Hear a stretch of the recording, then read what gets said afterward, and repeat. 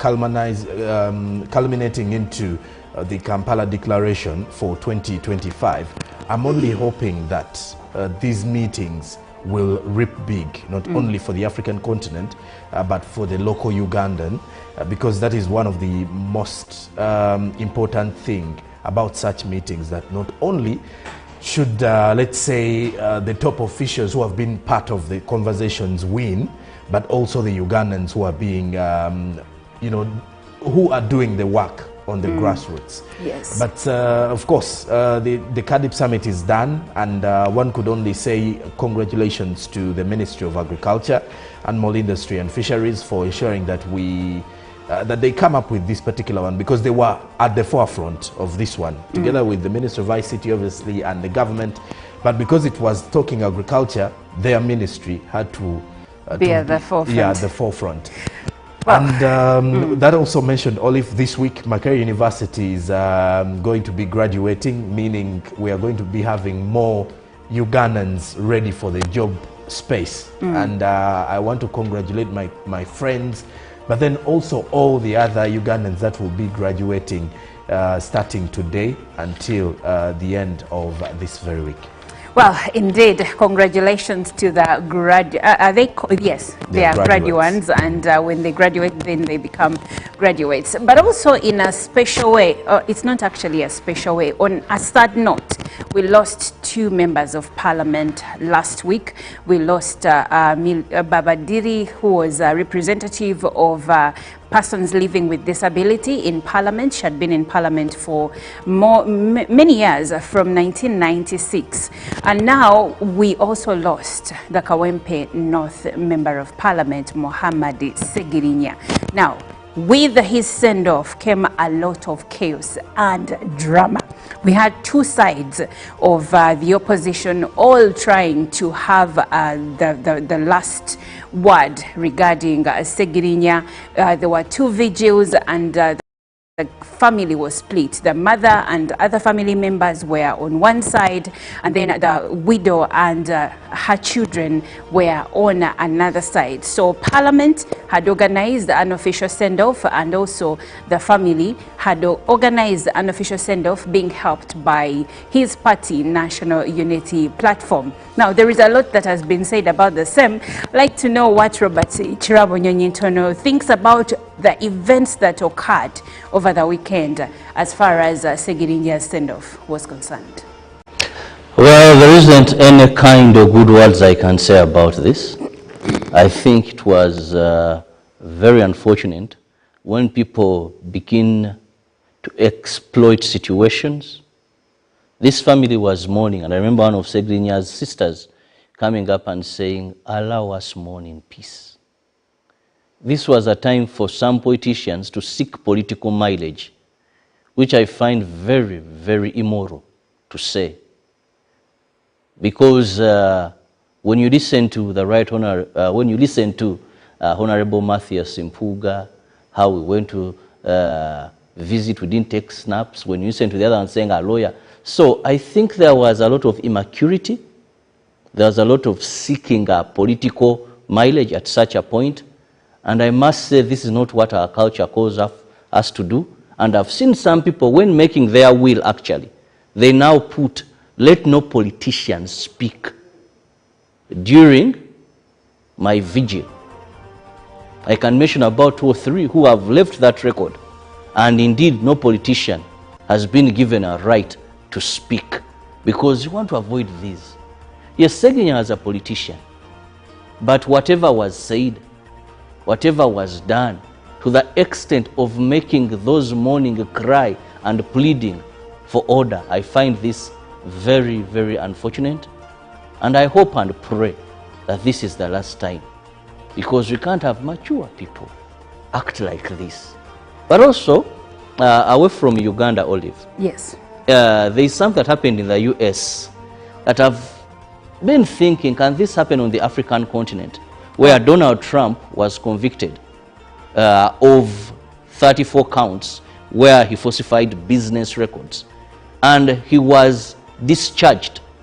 So he's convicted, sentenced, However, unconditional sentences. That means because he's not going to the pay, president-elect. because he's the president-elect. Yes. He's not going to pay any fine. He's not going to have any time in prison. But he has gone down the records of USA as the first president-elect and the first president in the history of USA who will be in the White House, yet convicted of a felony. A felony. Yes. Well, when it comes to Donald Trump, all cards are off the table. He is someone that has broken many records, really. He was, what's the word? He was impeached.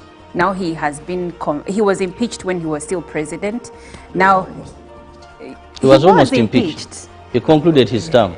He was impeached, but he was able to conclude his term, yes. Because the goal by Democrats was for him to be impeached and also not to complete his term. So he was impeached. Now he's a convicted felon. And then he is someone that doesn't come from a political family that was able to rule. Of course, some few have done that as well. But he wasn't in politics for a long time, because at least you can't say that Barack Obama didn't come from politics. But at the same time, he had been in politics for quite some time. But Donald Trump came from business to being president to winning an election again after he lost one. So there are so many records that this man has broken. And I think students have a masterclass to learn about Donald Trump in years to come. But anyway, let's have a look at our local news. Well, we'll begin with President Yoweri Kaguta Museveni, who held a series of meetings with African leaders as sidelines of the Africa Union Extraordinary Summit on Comprehensive Agriculture and Development Program at Speak Resort, Munyonyo. Now, in the meeting with the Prime Minister of Israel, the Right Honorable Russell Miso Dalimani, the discussion centered on agriculture, economic independence and bilateral ties. Dalmini praised Museveni's advocacy for food independence and sought Uganda's support for Eswatini's candidate Moses Vilakati in the race for African Union Commissioner of Agriculture. Museveni expressed willingness to support Eswatini's bid while emphasizing the need for Africa to focus on value addition to resources and commercial agriculture to reduce unemployment. President Museveni also met with Liberia's Vice President and explored collaboration in steel industry. Museveni highlighted that Liberia's untapped potential as a regional steel hub and encouraged the Vice President to pursue this opportunity with Liberia's President. The leaders discussed what can work for both countries as far as developing African continent. Relatedly, President Yoweri Museveni also rallied religious leaders to embrace development government programs instead of concentrating on spirituality alone. In a message delivered by the Prime Minister Robin Nabanja at the conference of the Charismatic Renewal of Mbarara Archdiocese, Museveni urged Christians to maintain peace if they are to attain socio-economic transformation. Hundreds of Christians of the Catholic Charismatic Renewal gathered at Karema Catholic Parish in Mbarara Municipality to renew their faith and also mark 52 years of charismatic renewal in the Diocese of Mbarara. Reverend Father Dr. John Bosco Basho Bora, a renowned Catholic priest in the spiritual healing, is a spiritual director of the charismatic renewal in the Archdiocese of Mbarara. Prime Minister Robin Nabanja was the chief guest representing the President.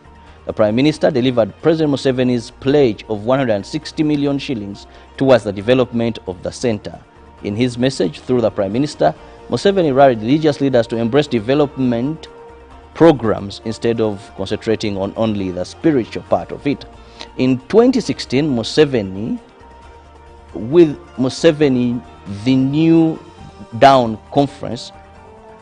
part of the New Down Conference and pledged support to the Christians, including constructing a tarmac road. The President also urged Christians to maintain peace if they are to develop. And finally, from the local scene, The Minister of State for Youth and Children Affairs, Barambar Gahara, has urged youth to choose service above self and resiliency as survival tools for service above rest. He was closing a 3-day Rotary Youth Leadership Award at Kazi Camping Grounds in Busabala. At least 240 Interact and Rotaract youth drawn from the entire country were in this camp. Rotary Youth Leaders Award is a leadership development program for young people who want to learn new skills and build their confidence. Balam hailed the 3-day Rotary Youth Leadership Award 2025 as a pivotal moment that teaches these youth lifelong vocational skills. This Rotary Youth Leadership Award moment presented them a time to internalize leadership potential, development, and creating solutions to problems and strategies. Under the passion, action, and reaction, the Rotary Youth Leadership Awards 2025 was sponsored by 64 Rotary clubs from District 411B. That to the end of our local news, but now let's jump into international news. Weather forecasters in California are warning fierce winds which fuel the infernos around Los Angeles are expected to pick up again this week as fire crews on the ground race to make progress controlling 3 wildfires.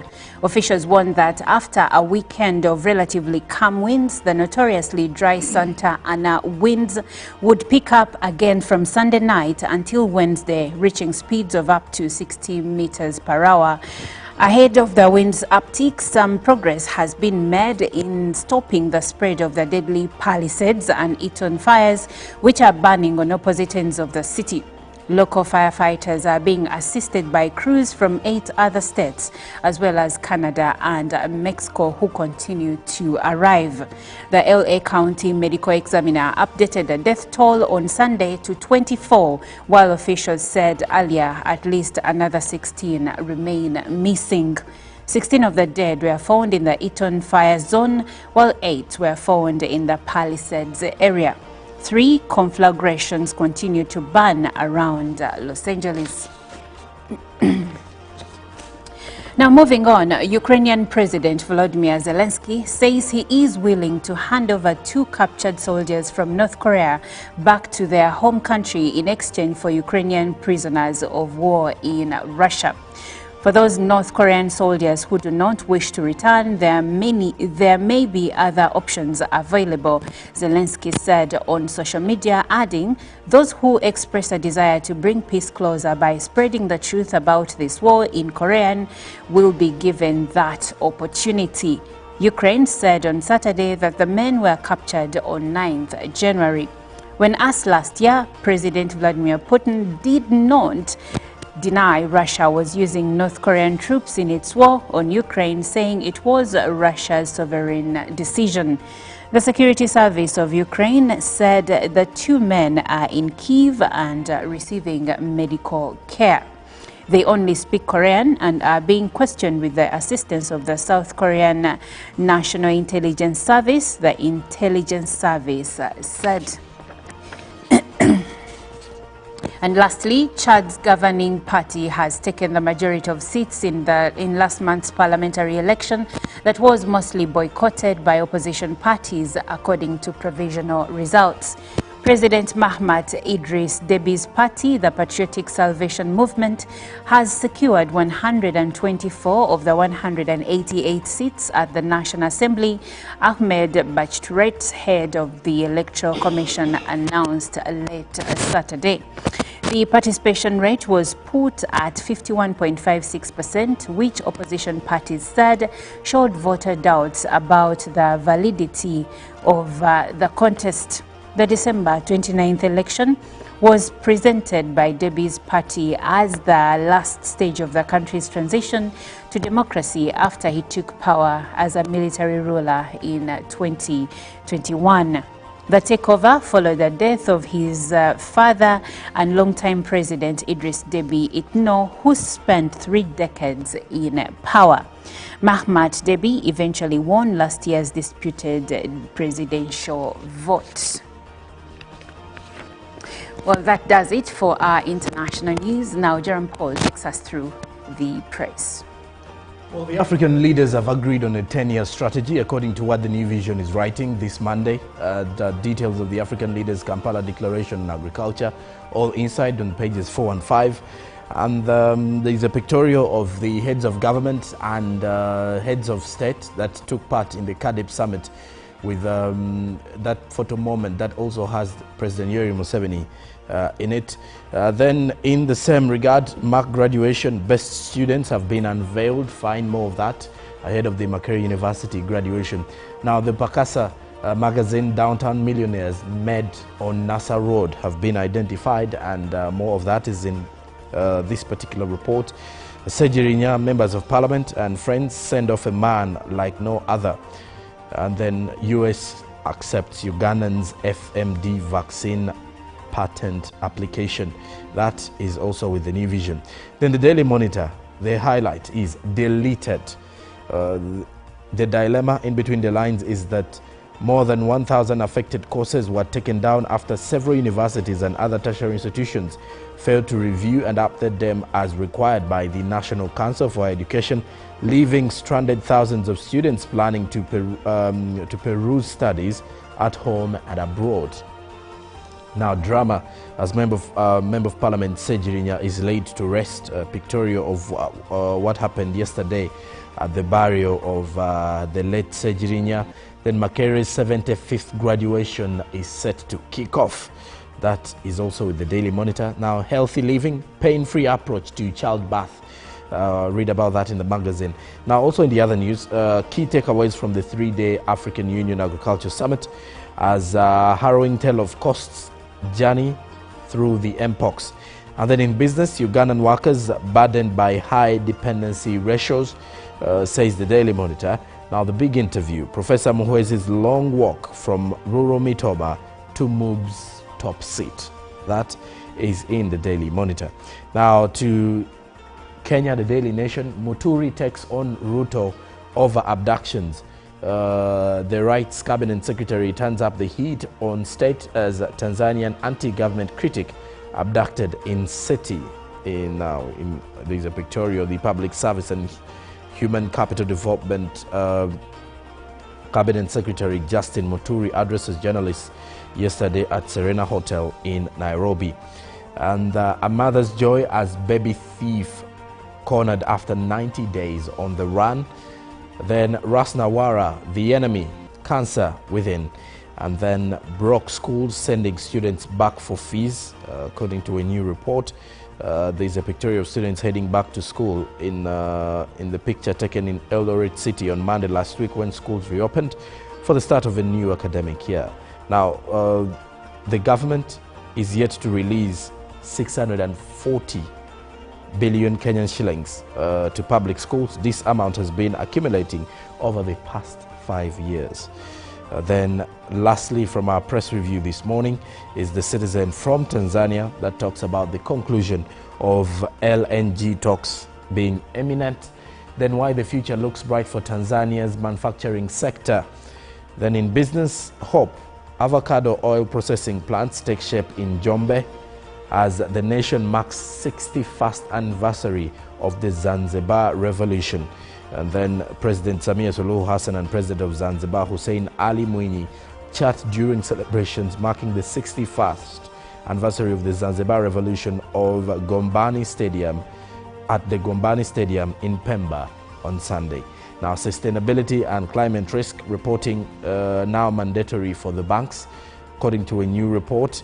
And the Citizen from Tanzania is giving you details about that and more. Now, as the investors in the proposed liquefied natural gas complex in Lindi region are optimistic that negotiations on the $42 billion, approximately 106 trillion Tanzanian shillings project will be concluded early this year as both sides seek a fair deal. Now, quoted is Andres Krievik, the Norwegian Foreign Affairs Deputy Minister, with what he says in regards to that project.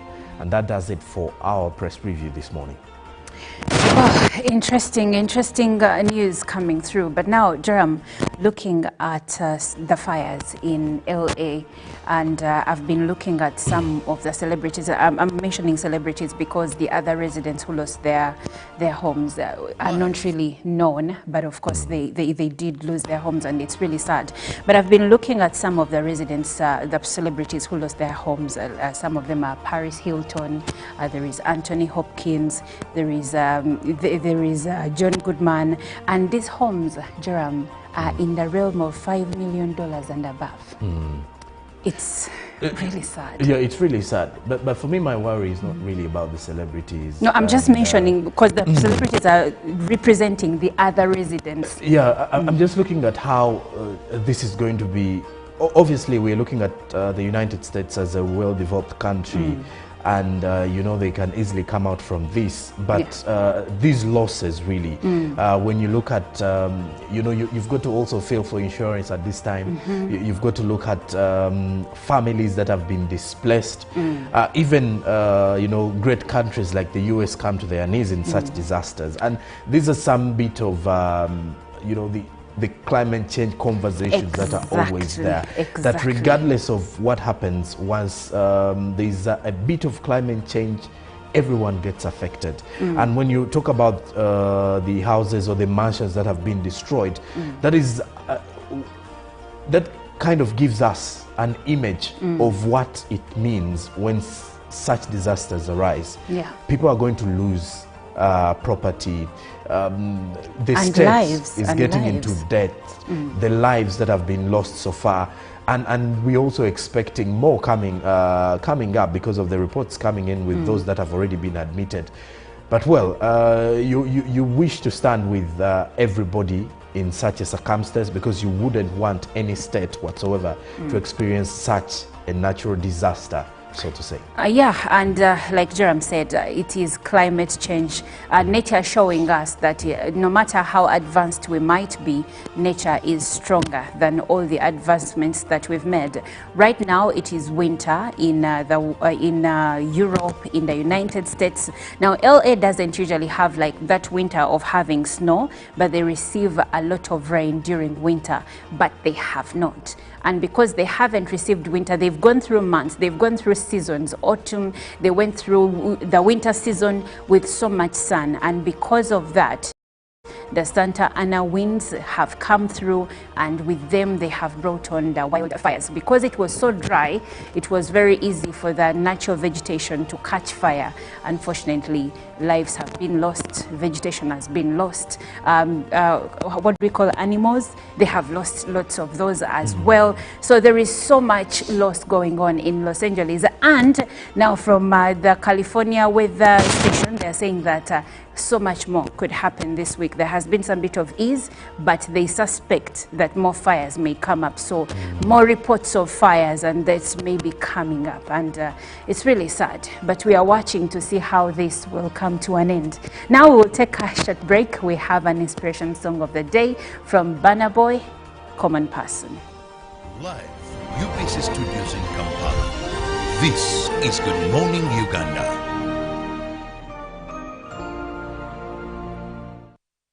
If at all the discussions that were held during the closed sessions and culminating into the Kampala Declaration for 2025, I'm only hoping that these meetings will reap big, not only for the African continent, but for the local Ugandan, because that is one of the most important thing about such meetings, that not only should, let's say, the top officials who have been part of the conversations win, but also the Ugandans who are being, you know, who are doing the work on the grassroots. Yes. But of course, the Cardiff Summit is done, and one could only say congratulations to the Ministry of Agriculture, Animal Industry and Fisheries for ensuring that that they come up with this particular one, because they were at the forefront of this one, together with the Minister of ICT, obviously, and the government. But because it was talking agriculture, their ministry had to be at the forefront. Yeah, at the forefront. Well, And that also mentioned, Olive, this week Makerere University is going to be graduating, meaning we are going to be having more Ugandans ready for the job space. And I want to congratulate my friends, but then also all the other Ugandans that will be graduating starting today until the end of this very week. Well, indeed, congratulations to the yes, they are graduates, and when they graduate, then they become graduates. But also in a special way, it's not actually a special way. On a sad note, we lost 2 members of parliament last week. We lost Babadiri, who was a representative of persons living with disability in parliament. She had been in parliament for many years, from 1996. And now we also lost the Kawempe North Member of Parliament, Mohammed Segirinya. Now, with his send-off came a lot of chaos and drama. We had 2 sides of the opposition all trying to have the last word regarding Segirinya. There were 2 vigils, and the family was split. The mother and other family members were on one side, and then the widow and her children were on another side. So Parliament had organized an official send-off, and also the family had organized an official send-off, being helped by his party, National Unity Platform. Now, there is a lot that has been said about the same. I'd like to know what Robert Chirabo Nyonyintono thinks about the events that occurred over the weekend as far as Segirinya's send-off was concerned. Well, there isn't any kind of good words I can say about this. I think it was very unfortunate when people begin to exploit situations. This family was mourning, and I remember one of Segirinya's sisters coming up and saying, "Allow us mourn in peace." This was a time for some politicians to seek political mileage, which I find very, very immoral to say. Because when you listen to the Honorable Matthias Simpuga, how we went to visit, we didn't take snaps. When you listen to the other one saying a lawyer. So I think there was a lot of immaturity. There was a lot of seeking a political mileage at such a point. And I must say, this is not... A 25-minute voice bundle for only 1,000. Or buy any daily voice bundle of your choice. Dial *100 *21 hash and select daily, or use the MyNGN app. When we talk together, we are unstoppable.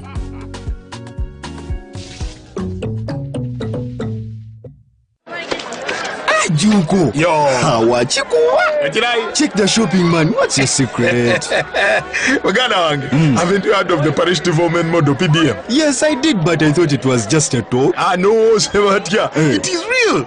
I and a few friends together formed a circle, accessed money from the PDM, invested in a portrait project, and now things are moving. Junko, I thought I was one of your friends. You are. But you left me behind. I didn't leave you in poverty. What you do, just visit your LC2 chairperson and your parish chief and start the process of economic transformation. Just like that. The parish development model is an initiative from the government of Uganda through the Ministry of Local Government, designed to transform all lives of Ugandans for the better.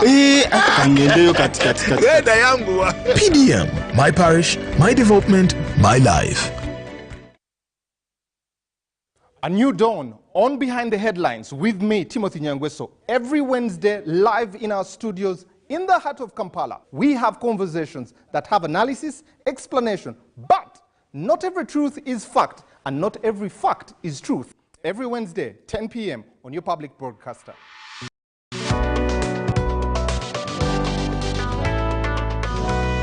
On your public broadcaster, UBC, inspiring Uganda. In a nation hungry for truth, a world where every story matters, there exists a beacon of trust and reliability. For decades, they've been our voice and our window to the world, holding the mirror of our history. With 4 TV stations and 11 radio channels spanning 27 languages, they stand as guardians of information, defenders of truth. With Mascari Heritage Advantage, they uphold every citizen's right to reliable and free information. Their archived stories shaped our past and illuminate our present. Yet now, as new challenges arise and the world evolves, their mission faces its greatest test yet. Be part of our journey and let's navigate the unknown, uncover the untold, and safeguard our future together. Tune into your public broadcaster, for it is the intersection of trust and truth. Because to UBC, your story, every story, and every voice matters. UBC, inspiring Uganda.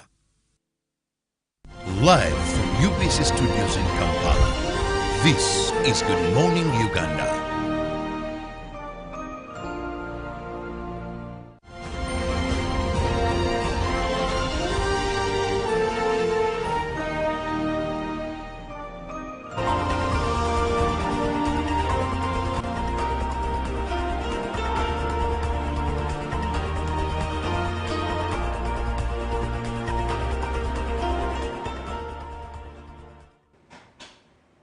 You're watching Good Morning Uganda. I'm Olive Monica Najuma. Right beside me is Jerome Paul Sonko, and Chirabo Robert Nyonyintono will be joining us from Studio B.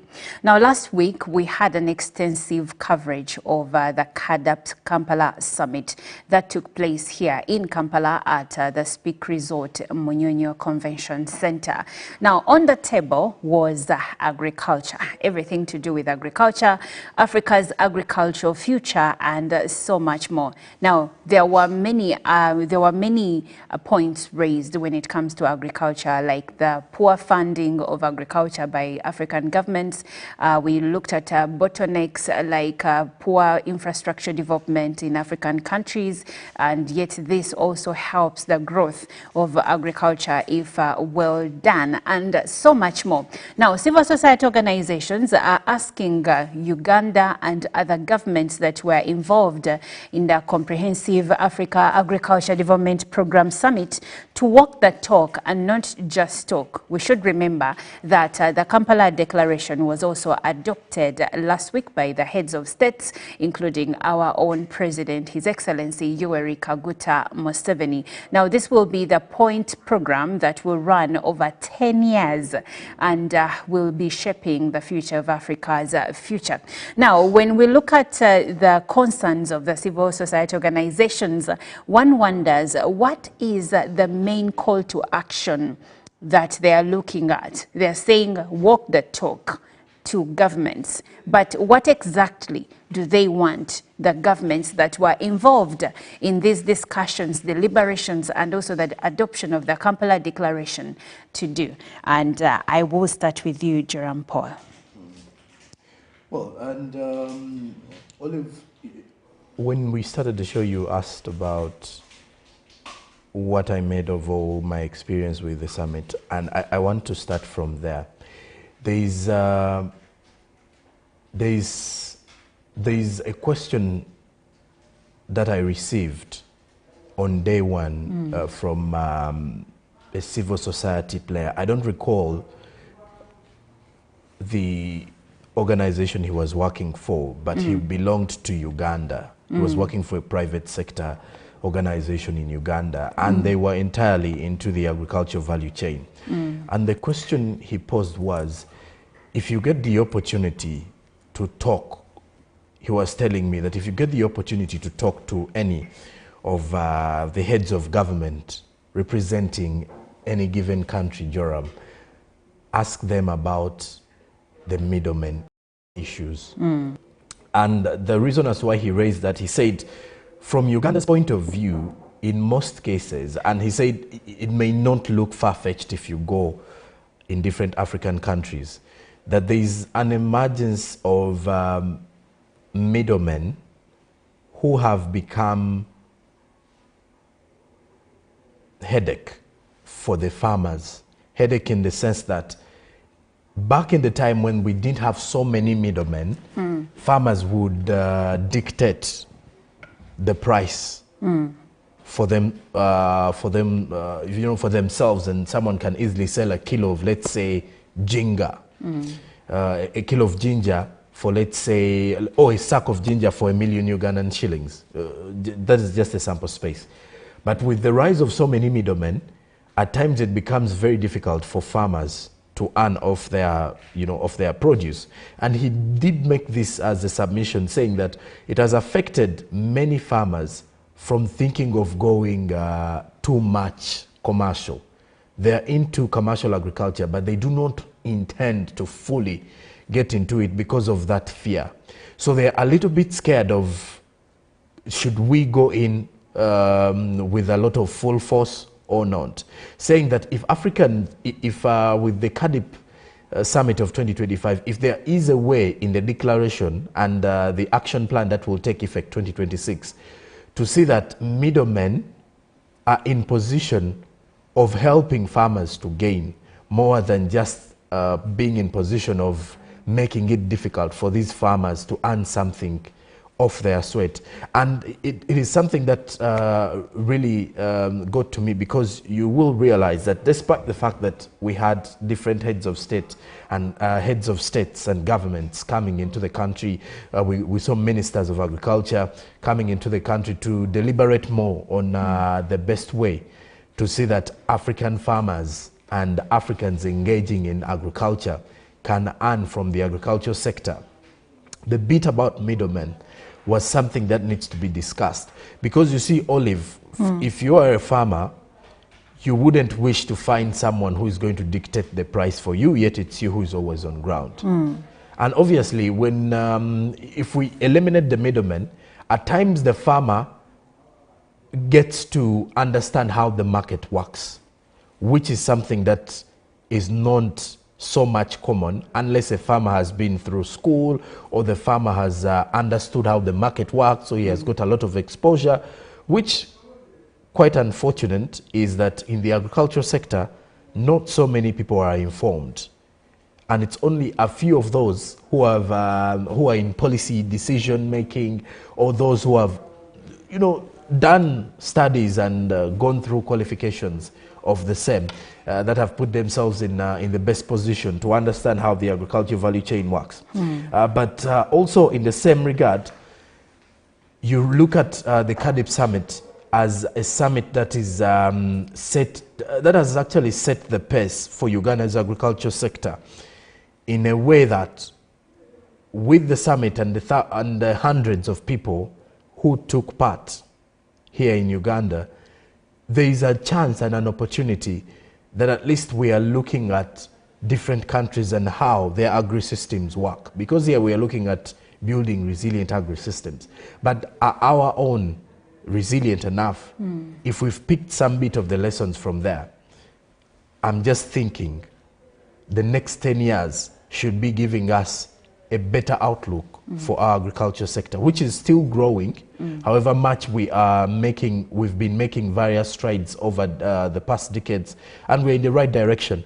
But at least when you have the bit of exposure from how other countries are doing it, especially countries that are earning off it, even when they're not seeing it as the backbone of their economies. Okay, interesting. Now, civil society organizations also asked government to allocate funding to sustainable agriculture approaches such as agroecology by investing in sustainable agricultural approaches like agroecology and organic agriculture to enhance food security, environmental health and community resilience. And this is where Robert Chirabo will be joining us. Robert, when we look at the funding issue when it comes to agriculture, already the CADAP asks African governments to set aside 10% of their budgets to agriculture. But then the big question here is this 10% when it is set aside. I understand that for the case of Uganda, we've so far done 3.5 of the 10%, and no country has been able to set aside 10%. But that being said, when in the event that this money is put aside, okay, in the case of Uganda, in your own perspective, what parts do you believe or do you think should actually get the most of this money? Well, thank you so much, Olive. And I want to begin by thanking Uganda, government of Uganda, for having done a job very well of chairing the Africa Union Specialized Technical Committee on Agriculture, Rural, that is development, water, and environment. Because we chaired this, and we are the masterpiece, or that led the team that had the successful summit at Speak Resort Munyonyo. So kudos to our Minister for Agriculture, kudos to our President who was the host of this, and all the people that participated. Of course, it wasn't only Ugandans, but also other consultations that were done, other ministers, the technical team, but of course we were heading this. Now, you've asked Olive a very important question, because we can just talk about increased budget, but when we increase budget, what are those key areas where I want to focus in? And I think that is very, very important. Now, one, we must understand that if you're talking about agriculture on the African continent, first, who are these people that are in agriculture? And what do they need? Africa, majority of African countries, the people in agriculture are women, youth, and these are in subsistence agriculture. Olive and that one watching us this morning, just go back to your village. How many people did you know that were in commercial agriculture? Many of the people would grow food and sell the surplus.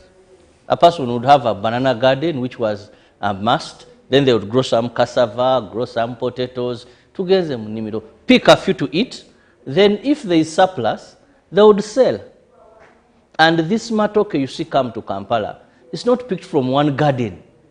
That a person took a lorry and then he loaded from one. Not so often is that done. But they have someone who collect 10 bunches here, collect 3 there, for their pile at a certain point. Now, gather from different farmers. Then when it is plenty, the middleman that Sonko talked about will come and load on that truck and then bring to Kampala. So the key areas is how does this money come to empower this person? What are the challenges of this person? One, it is a shame that much as Africa has a number of water bodies and plenty. His Excellency was just talking about how the waters in River Congo are 30 times more than what the Nile has. Talk about Uganda. I don't know which part, which region doesn't have a lake in Uganda. So the streams, these farmers need to run away from rainfall-fed agriculture. So first, put this money in irrigation. There are modern technologies, Olive, now. Simple tools of irrigation. Very modern. So this farmer can plant in and out of season, and this farmer does not lose their investment simply because it never rained. Two, for this money, put it in providing them with the seeds or crop varieties or breeds of animals that are resilient to tough times. Say crop varieties that can withstand a longer period of dryness, animal varieties or breeds that can withstand certain diseases. Then put this money, this you can do by subsidizing, because I remember I was giving an example where a farmer, maybe there's a particular breed of cow, say that Jersey, it's expensive, but if government can say, can have these monies invested If you're talking about agricultural pumps, there is some money set aside for these farmers to do that. So, and finally, their problem is access to markets. Sonko has pointed out a very pertinent issue of the middlemen. Why do we have these middlemen? Because sometimes the road network put this money or empower these farmers to form cooperatives. Because what do cooperatives do? They enable these farmers. One, this is a very good vehicle through which they can get the inputs they desire, the irrigation, all that, but they bring their produce together and sell in bulk and determine their price because they go to the markets. So provide them with irrigation, put that money in irrigation, provide them with seeds or varieties that are resilient, then organize them into markets. Once you have this, I want to guarantee you, Olive, this farmer, they're going to have varieties that are resilient. They will have money in their pockets so they can expand from being these ordinary little farmers.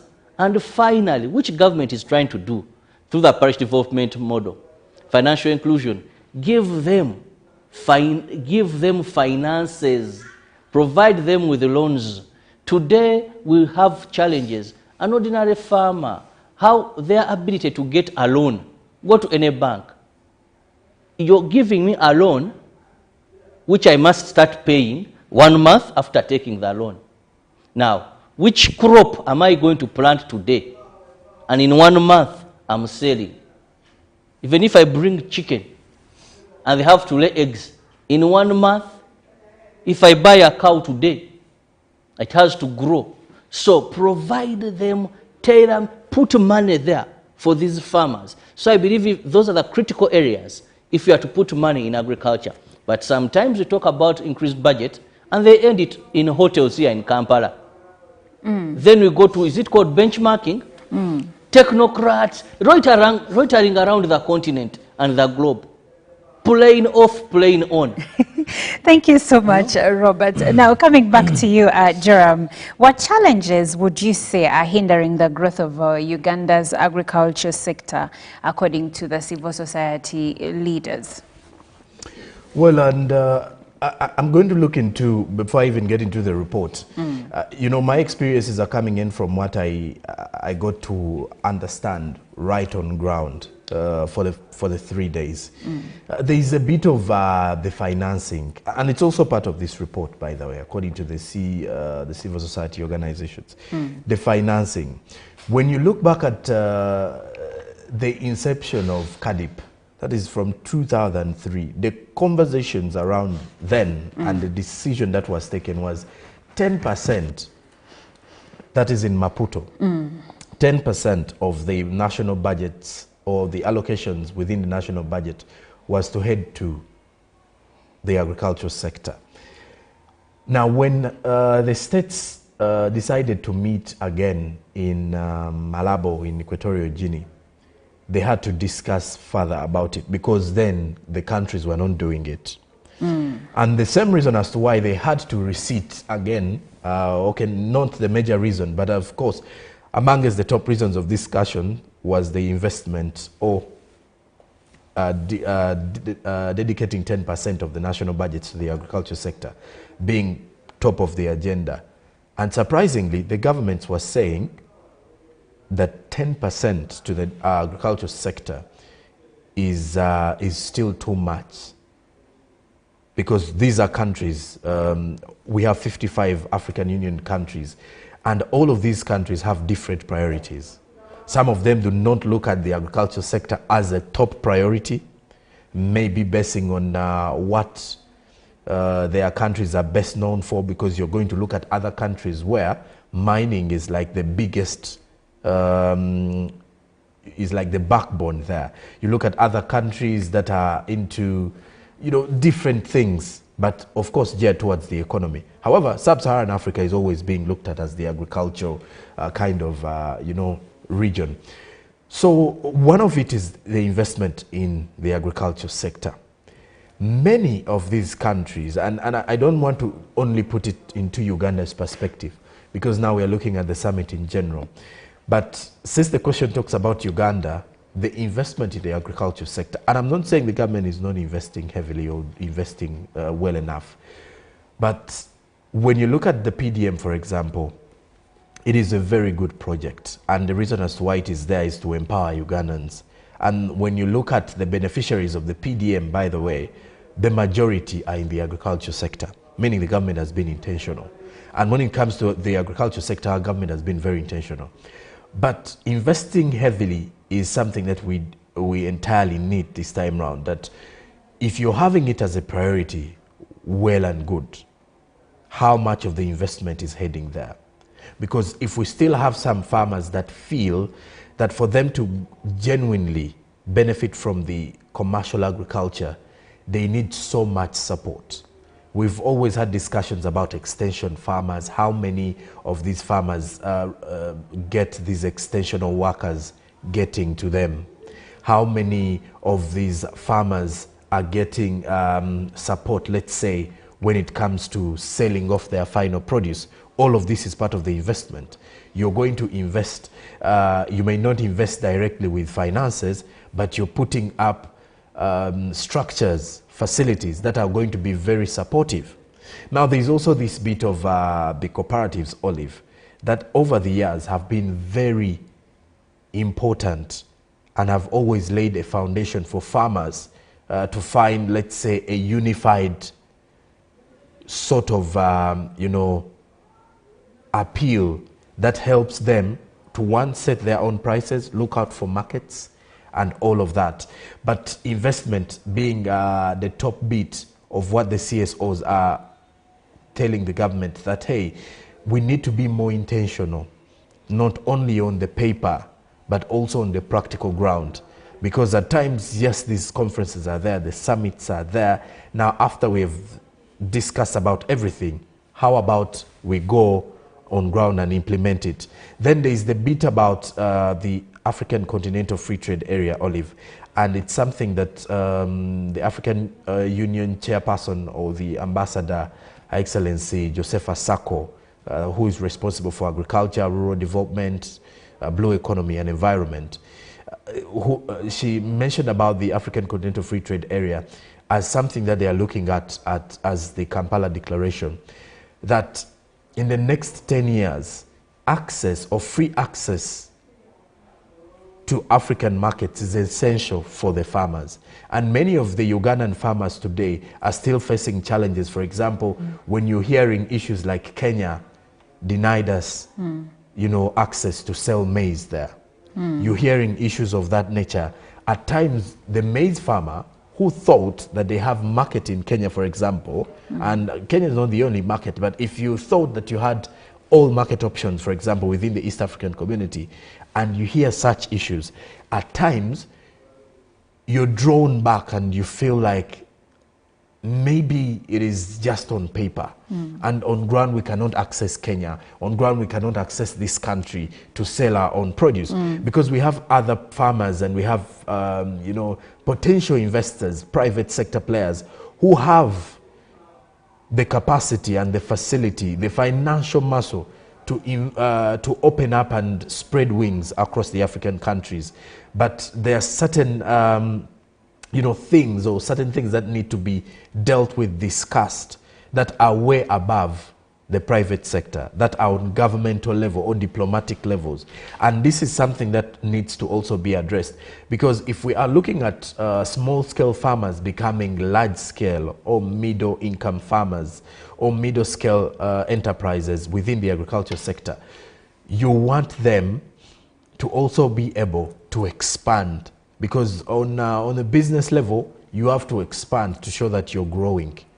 And that is what is some people or some of the players in the agriculture sector facing, and of which access to these markets, free access or cheap access, because there are markets that you can't access for free because it's cross-border trade, but cheap access is also something that needs to be unlocked to see that we are gaining from these summits and to see that the farmers are getting big, even on ground.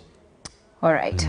Thank you, Jerome. Now, Robert, coming back to you, there is the issue of climate change, and it's been one of the most significant issues that were addressed during the Kampala summit.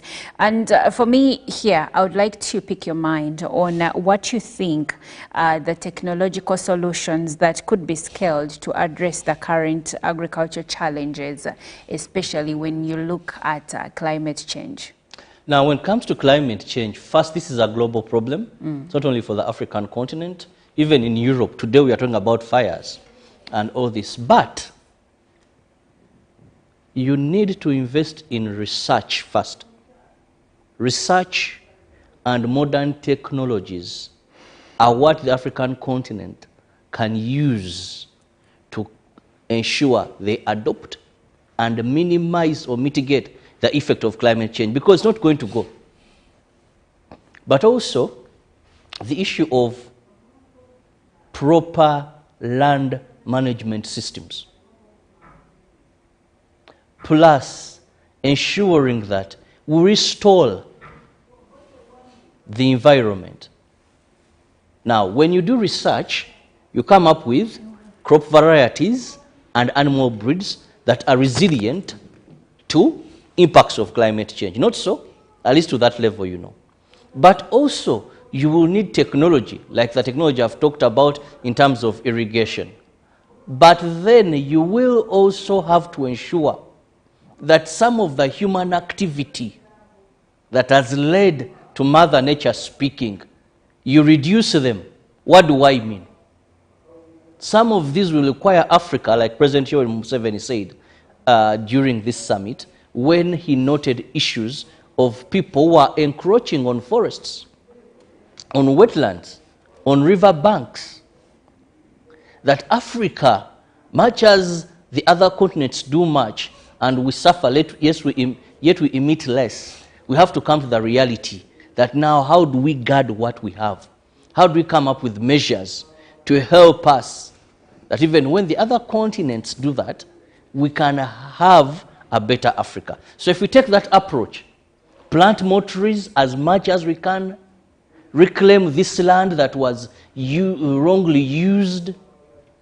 We have technology on the other side where we need machines to help us fight climate change, talk about irrigation, talk about modern methods of managing this land, but also we ensure that we do more research. We keep on developing better things, you know, that are coming up that can be able to deal with the various aspects of climate change.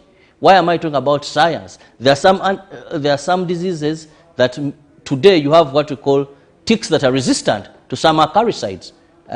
And this is common for many cattle keepers, they will tell you. So have we done research to see what acaricides do we need that can kill that tick? We have some breeds we know that can't withstand tick fever. Even if it came in within a day, it got this tick for a day. So do our scientists, do we have that technology that we can have breeds that are more resistant? How do we improve our local breed? You would find this Ankole cow with a number of ticks all over. But the thing is moving peacefully. Then you get a Frisian. One tick, the next day it's gone. So how do we bring science into such things? How do we have a cassava variety, a potato variety that is resistant, maybe say if it is wilt, for bananas? So we must have that approach. And I believe, despite climate change being a global threat, Africa as a continent, we will have food systems that are resilient. But it calls for being intentional, it calls for investment into this sector and investing in the right priorities of the sector that matter to the ordinary person who is that subsistence farmer. We transform that subsistence farmer into a commercial farmer, but well planned for. All right. Well, what are your thoughts on the recently concluded CADAP Kampala Summit, on the outcomes of the recently concluded CADAP Kampala Summit? I'd like to hear your opinions regarding the same through WhatsApp number 0709-602-592. You can also send a direct message still through that number 0709-602-592. And the question is, what are your thoughts on the outcomes of the recently concluded CADAP Kampala Summit? Now, Joram, we've talked about funding, we've talked about technology, climate change, and also the importance of dealing with the middlemen. But let's go back to the government. How can it ensure effective implementation of agricultural policies? Because discussion is one thing, having the policies is another thing, but then implementation. Well, this summit is talking about sustainable solutions, and I like the fact that sustainability is something that has been at the forefront of the conversations. How sustainable are these systems? Now, this is where the government comes in. You are the decision makers. You decide on behalf of the population. You are deciding, making decisions, you sit down and say, if we are to pass, let's say, this given law, if we are to come up with this program, this is how someone from Masaka, someone from, Mbale, someone from Abim, this is how this person is supposed to benefit. So how sustainable are our programs, or how sustainable are the systems we are creating? And I think for me, the government, I don't want to even say intentional, because that is a word that I've used a lot. Now, this time around, it's time for the government to walk the talk. I think that is the right word. Like walk, the CSOs are saying, walk the talk. Yes. That, well, indeed, we have seen success stories of farmers in different areas. We've seen farmers who have been successful with the president's 4-acre model, for example. Now, with those ones, can we implement it everywhere? Is this because we need to make farming not only very attractive, but also monetary attractive. That the reason as to why people run away from, let's say, agriculture, even those who have grown up in families that were known for being good at the agricultural, thing, is because they've realized that they're investing in too much and they're not getting anything. So many at times come out and call the government to put some strict rules on the middlemen, because it seems a middleman will come to you, buy a sack, which is supposed to be at 1 million shillings, and they buy it at 200,000 Ugandan shillings. And then goes out on the market, sells that he has bought at 200 at 2 million shillings, a bag or a sack. Then if he goes onto the international market, he sells it even more than he earns. And the response will be, he sells it more than he bought it, or 3 times more than he bought it. And the response would be, he will tell you the taxes and everything. But then on ground, the farmer who is going to be looking for the seeds on the market, the farmer who puts in all that investment, fighting with the pests and diseases, the farmer goes through the climate change sessions. Now imagine someone who's living in, let's say, in Kasese, or someone in Mbale with all these mudslides and landslides that occur year in, year out. And all of that, this person has lost the time, the energy, even the little money he has put in to ensure that his farm or plantation is up. And then if the government does not help these farmers when it comes to pricing, why I feel the government needs to walk the talk when it comes to determining the prices for the farmers here, is they are getting cheated in a broad daylight. The market share is so limited to the farmers that they don't even have any say when it comes to dictating how much they are selling. There are farmers who have got their stock completely rotten, especially for the vegetables, simply because they decided to hold on to their produce, because no one is willing to pay them how much they want. And at times they decide to sell off the peanuts, but then it does not even help them to buy and secure, let's say, a given piece of, or let's say secure a tractor, or, okay, that is far-fetched, or machinery. a simple but machine. It shouldn't even be far-fetched. They should be able to or at least even have a pickup or exactly. something. And at times, many of the farmers do not have it. Now, also, because it's the government, the feeder roads. These are roads that help the farmer reach the nearby or next market. Yeah. Now, in some areas, the feeder roads are completely, I don't even know the right word to use. Non-existent. You know, they are existent. Close to non-existent. But the shape and the way they are in. They're slippery. Slippery when it rains, and you cannot easily access the market on time. You can imagine if someone is supposed to take, let's say, someone without a pickup, a four-wheel drive, because this is what a farmer would definitely need in some of these areas. You are using a bicycle.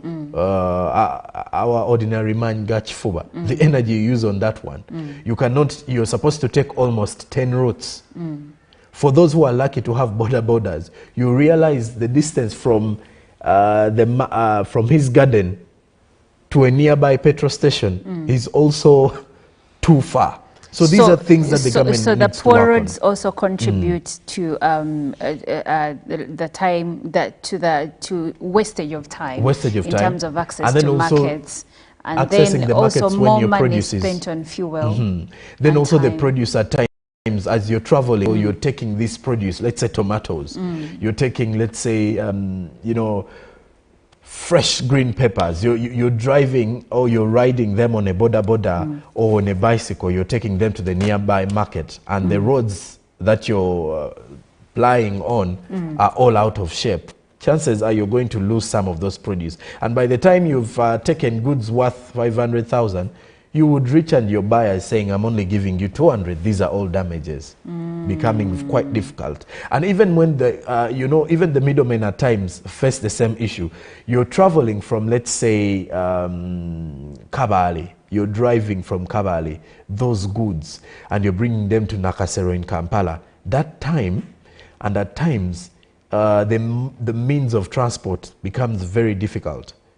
But the beauty is, in some of those areas, at least those roads, the highways are well lit and well constructed, which at times is minimizing the damages on the road, unlike those of the feeder roads in deep villages. Well, thank you so much, Jerome. Now, there is a comment from Johnson Ngobi. He says, I think if the government invests into implementing the made resolutions to benefit the local farmer, keyword local farmer here, then we can make a fortune out of it. But corruption has for decades lived to turn down most strategies laid to redeem the local person. Thank you so much, Ngobi. And the next comment is from Simon Sekate from Chankwanzi, Uganda. He says, good morning, Uganda. I thank the government of Uganda for hosting the CADAP 2025 summit. The concern is always such conferences are so good, but the resolutions at times are not implemented. However, if it would be, our agriculture sector would be a step ahead. Thank you so much, Sekate. And Omugagga Saurembo, Member of Parliament to be Nansana Municipality, says he's live from Naweru. Thank you so much for watching, Omugagga Saurembo. Then the last comment is from Moses in Nalia. He says, good morning, UBC. Talking about CADAP that has just concluded on Saturday, I don't think it benefited farmers as it was meant for agriculture because it took place in Munyonyo. Few farmers were aware of it. If not, no one knew what was taking place. I think such summits should take place close to the farmers so that they can express their challenges. Thank you so much, Ankunda Moses. Then Joshua Enin says the major contributor to climate change are not the poor people. So when it comes to execution of policy, it should not spare. Jerome, in a second, you are responding to that comment. Yeah, I was responding to that one. Now, the benefits of the summit will only be seen in the next 10 years because of the declaration and the work plan that will be released or the strategy and action plan. Then on the issue of the summits being brought in Munyonyo. Now, at times there is something to do with decision making. And you're not going to do the decision making where you're inviting all these delegates and you're taking them on ground. Of course, he has a point. But then you have to first do the decision. You have to come up with the decision making with these high-level meetings. Then whatever you've decided, you're supposed to send out people on ground. And that is why the farmers had some representatives. Now, I think the only worry would be, are the representatives really people on ground? Okay. That would be the biggest worry. All right, that's quite a good concern that you have raised, but I think Jerome has explained it favorably. Now we are going to take a short break. Good Morning Uganda does continue. Today we are back in business, having conversations that affect you, affect me, and many Ugandans, and trying to find resolutions to the same. So let's take a short break. Jerome Paul will be coming back with Good Morning Uganda business updates.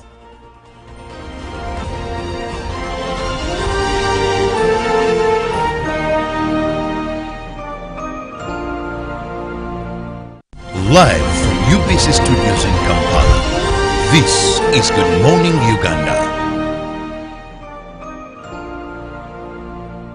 Pick of the day on UBC.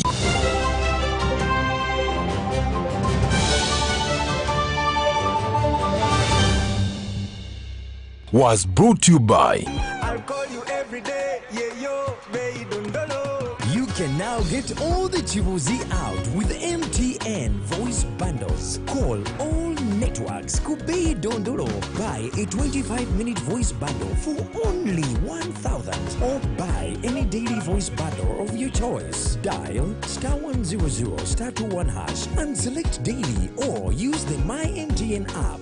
When we talk together, we are unstoppable.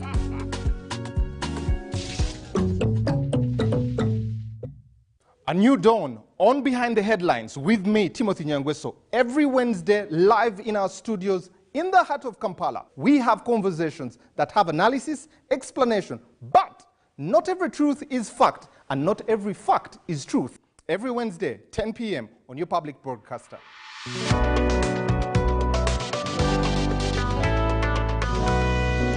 on your public broadcaster, UBC, inspiring Uganda.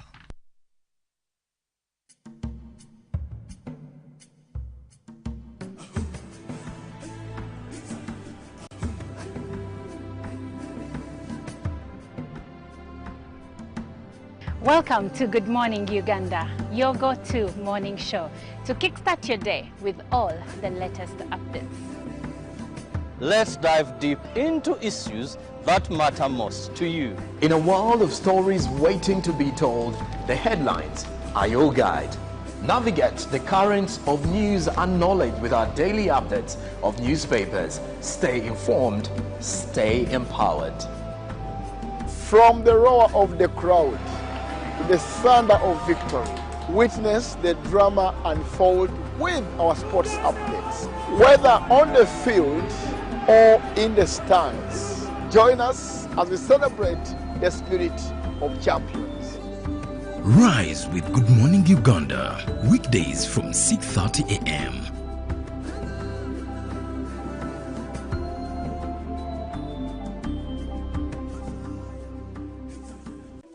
In a nation hungry for truth, a world where every story matters, there exists a beacon of trust and reliability. For decades, they've been our voice and our window to the world, holding the mirror of our history. With 4 TV stations and 11 radio channels spanning 27 languages, they stand as guardians of information, defenders of truth. With Mascari Heritage Advantage, they uphold every citizen's right to reliable and free information.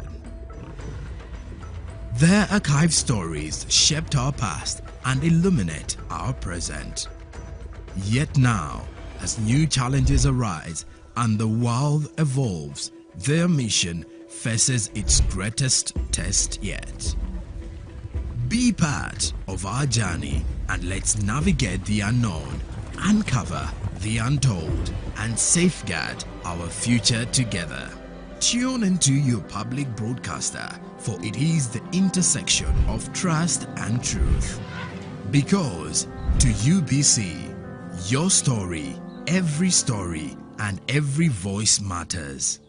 UBC, inspiring Uganda. Juko. Yo. Check the shopping, man. What's your secret? Uganda wange, haven't you heard of the parish development model PDM? Yes, I did, but I thought it was just a talk. No, Sebatia. It is real. I and a few friends together formed a circle, accessed money from the PDM, invested in a portrait project, and now things are moving. Juko. I thought I was one of your friends. You are. But you left me behind. I didn't leave you in poverty. What you do, just visit your LC2 chairperson and your parish chief and start the process of economic transformation. Just like that.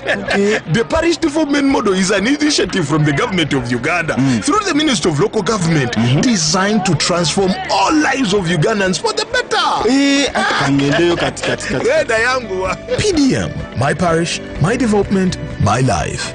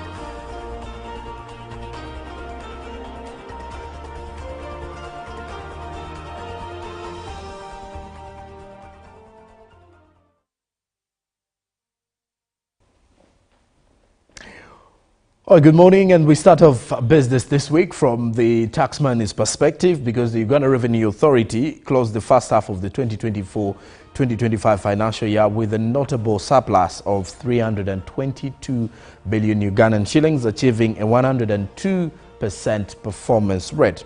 Presenting the half-year revenue performance report for the period from July to December 2024 at the URA Towers, Commissioner General John Musinguzi Rujoki attributed the milestone to Uganda's stable and resilient economic performance, enhanced administrative measures, and the cooperation of patriotic taxpayers.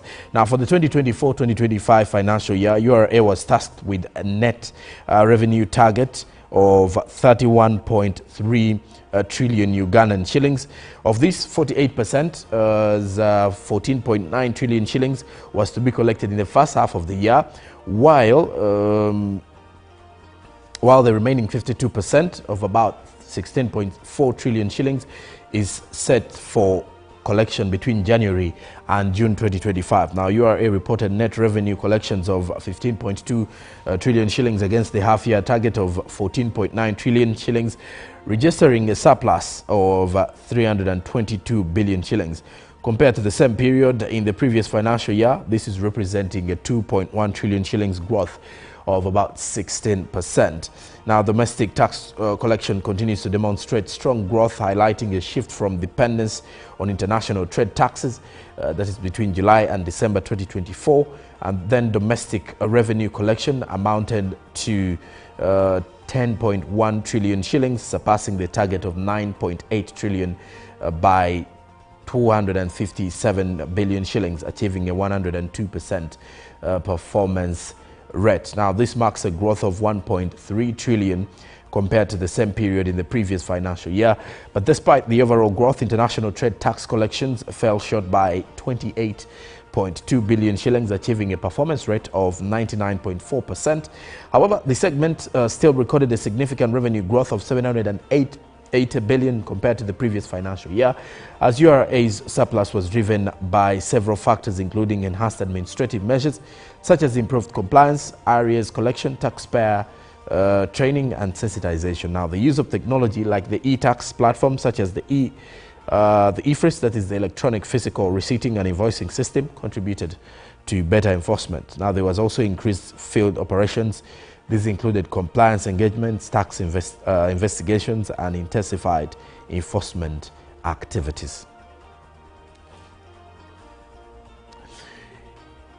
And now, away from that, we head to the international scene because Trump tariffs could raise tablet and laptop prices by 46%, according to a new report. Now, the Business Tech News have revealed that the Consumer Technology Association is forecasting a record sales for the tech industry in this very year, 2025.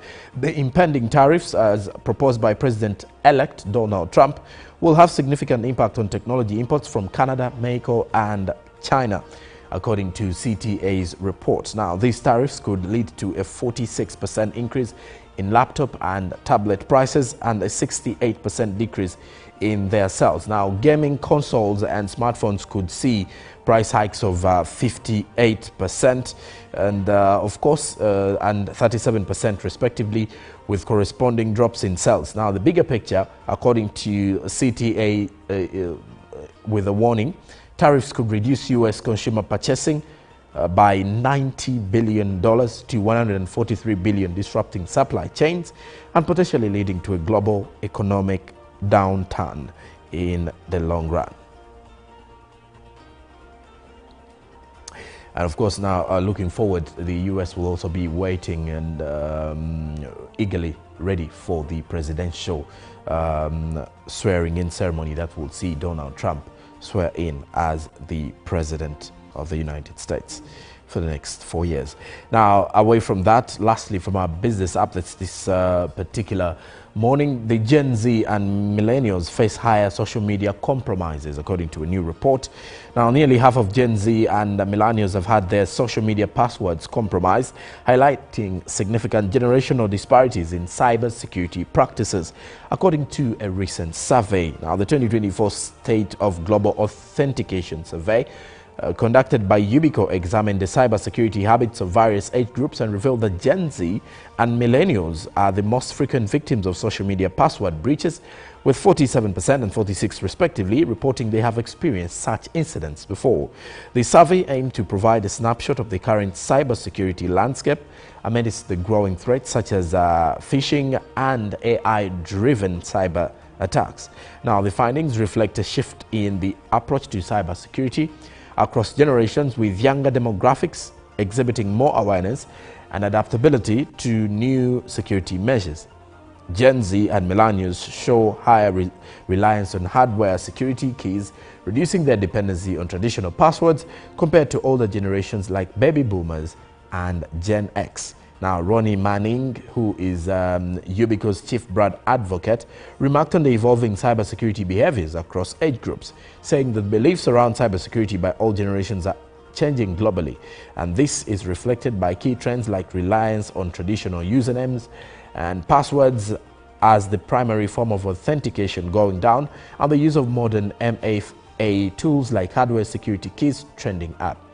Now, Manning highlighted Gen Z's particular concern with cybersecurity is that the results clearly show Gen Z is the most concerned with cybersecurity, but we are still seeing security become increasingly important for all demographics as cyber attacks like phishing continue being headline news. And well, we sum it up with looking at the Forex updates this morning to see how they've been faring for the past 24 hours.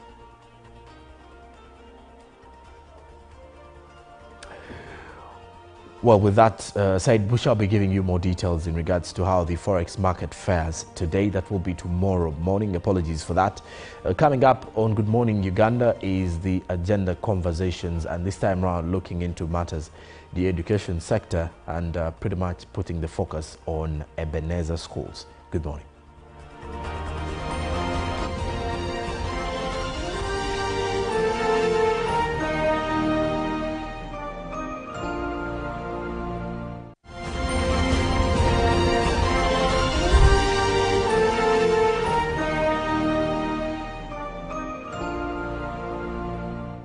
of the day on UBC.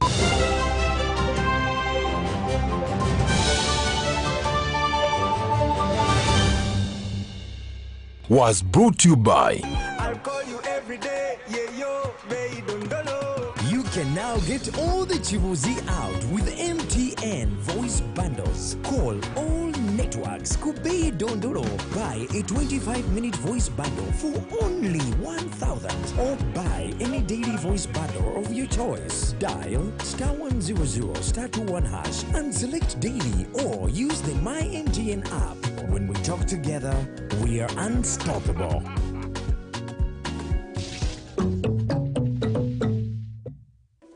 In a nation hungry for truth, a world where every story matters, there exists a beacon of trust and reliability. For decades, they've been our voice and our window to the world, holding the mirror of our history. With 4 TV stations and 11 radio channels spanning 27 languages, they stand as guardians of information, defenders of truth. With Mascari Heritage Advantage, they uphold every citizen's right to reliable and free information. Their archived stories shaped our past and illuminate our present. Yet now, as new challenges arise and the world evolves, their mission faces its greatest test yet. Be part of our journey and let's navigate the unknown, uncover the untold, and safeguard our future together. Tune into your public broadcaster, for it is the intersection of trust and truth. Because to UBC, your story, every story, and every voice matters. UBC, inspiring Uganda. A new dawn on Behind the Headlines with me, Timothy Nyangweso. Every Wednesday, live in our studios in the heart of Kampala. We have conversations that have analysis, explanation, but not every truth is fact, and not every fact is truth. Every Wednesday, 10 p.m. on your public broadcaster.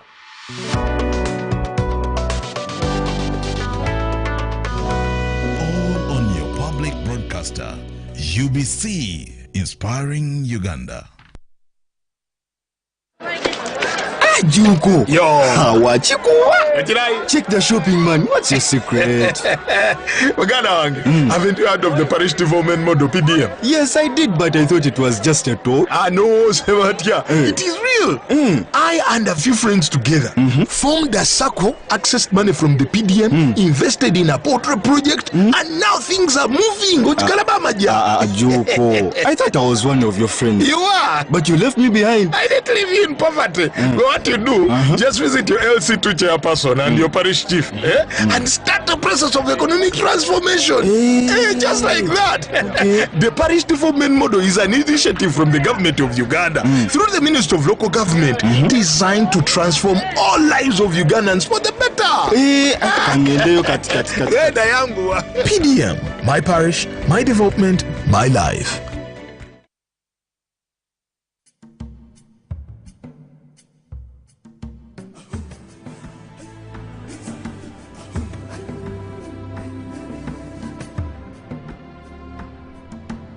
Welcome to Good Morning Uganda, your go-to morning show to kickstart your day with all the latest updates. Let's dive deep into issues that matter most to you. In a world of stories waiting to be told, the headlines are your guide. Navigate the currents of news and knowledge with our daily updates of newspapers. Stay informed, stay empowered. From the roar of the crowd to the thunder of victory, witness the drama unfold with our sports updates. Whether on the field or in the stands, join us as we celebrate the spirit of champions. Rise with Good Morning Uganda, weekdays from 6:30 a.m.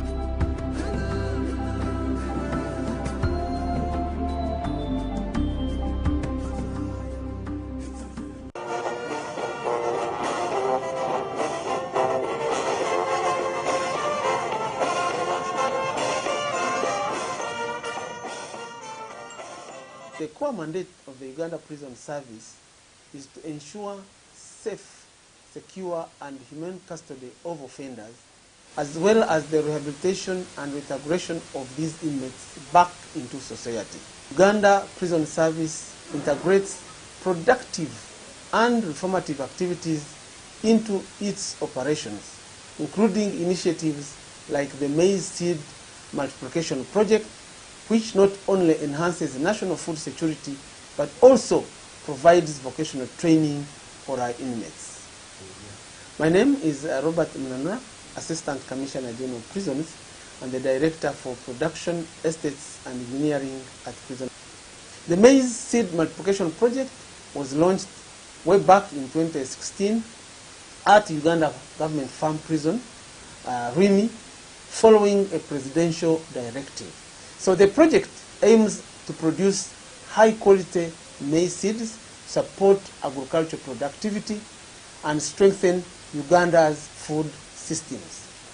It focuses on producing certified seeds and foundation seeds, specializing in resilient and high-quality maize varieties such as Longe 5D, UH5355, and UH5051.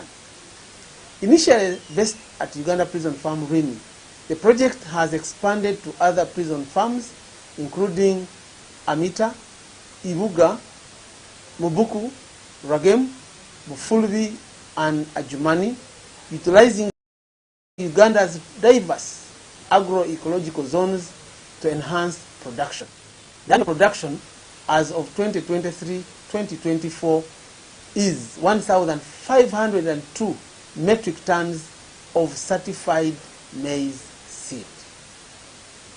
We have had several partnerships, very useful, to mention but a few. One with the Uganda National Agricultural Research Organization, NARO, and the Ministry of Agriculture, Animal Industry and Fisheries, MAIF, which have been instrumental in the project's success.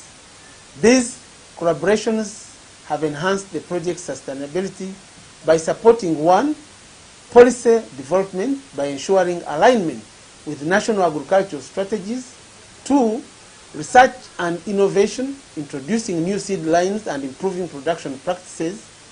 To improve efficiency, Uganda Prison Service is prioritizing the establishment of advanced seed treatment and processing plants in regions beyond RIMI, increasing capacity and reducing logistical constraints. My name is Buinomich Alex, Senior Superintendent of Prisons and Officer in Charge, Uganda Prison Farm, RIMI.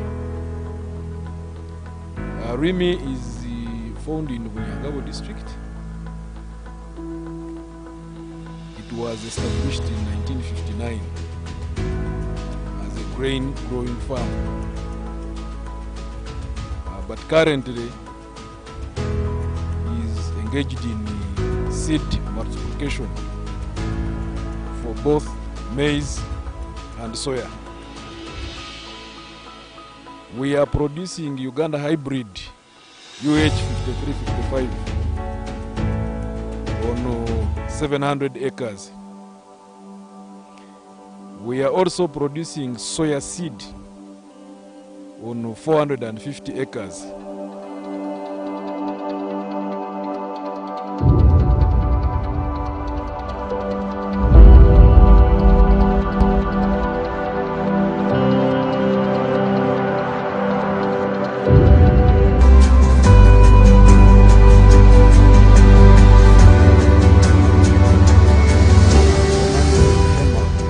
Farm manager, RIMI Prison.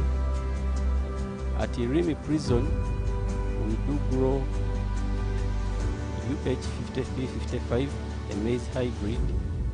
It is a three-way hybrid. So three-way hybrid, we normally first produce a single cross. A single cross, we produce two parents, CML 442 and CML 344. So CML 442 is the female for single cross, Then the CML 444 is the male for the single cross. So at the onset of the season, when rains begin, that is March. That's March for first season. Then August for second season. We begin planting. Now, when we are planting, we normally put one line of the male, that is CKL 05022, with 4 lines of the female, that is our single cross. Seed after harvest, it undergoes post-harvest inspection, which is normally done by officers from Maif and Inaro. So this seed, after they have tested it, they always issue us certificates of quality assurance. When we receive maize, when it is on cob, the first thing that we do is to sort it manually. Manual sorting, we look at off types in terms of color, in terms of size. We also look at the maize that has probably rotten due to the weather, the water that affects it when it is in the farm. So after sorting it manually, considering those characteristics, the good maize still on cob is entered into a thresher for threshing. Every maize that is threshed, it has the big grains, the medium grains, it has the broken maize, it has the dusts, it has some pieces of cobs and some other impurities. So the grader will remove the dusts, the broken maize, the small cobs that have remained there. Then it will also sort the maize, the small ones from the big ones. Now the big maize, the biggest size, is conveyed. It is conveyed into the gravity table for sorting. After the maize has been graded through the gravity table, it is taken for treatment. Treatment involves mixing it with pesticide and fungicide, but we use a dye as an adhesive. But also, since a dye has a color, a particular color, it also helps for color branding. After that, when the maize is dry, it is bagged. We bag maize either in 10 kilogram bags or in 5 kilogram bags. The seed that we produce here has the following characteristics. Product 1, it is a high yielding variety. It can yield up to 25 bags per acre. Then 2, it is pest and disease resistant. It resists most of the fungal infections that attack maize. Then it is also quick maturity. It matures quicker at around 125 days. It will be ready for harvest. Despite its achievement, the project faces some challenges, including limited infrastructure for production, for processing, as well as distribution, because currently in terms of distribution, we are only based at our regional headquarters, and the farmers are not at best at these regional headquarters. They are far away from the interior. So coming for seed is quite problematic. We also have inadequate seed processing facilities. As I said, we are only still based at Rimi, and yet we are developing seed from different stations. We also have the issue of climate variability because we do not determine the weather, we are not doing irrigation, and yet we follow the weather patterns to make sure that we produce seed. And we definitely have the resource constraint. We have had this as a mandate assigned, but we have not had the support in equal measure in terms of funding or budget to cover infrastructure and all that goes with modernization. So of course we would like to appeal to government for more because we are ready for the task, but things like a budget we cannot push beyond what we already have. So we ask for more.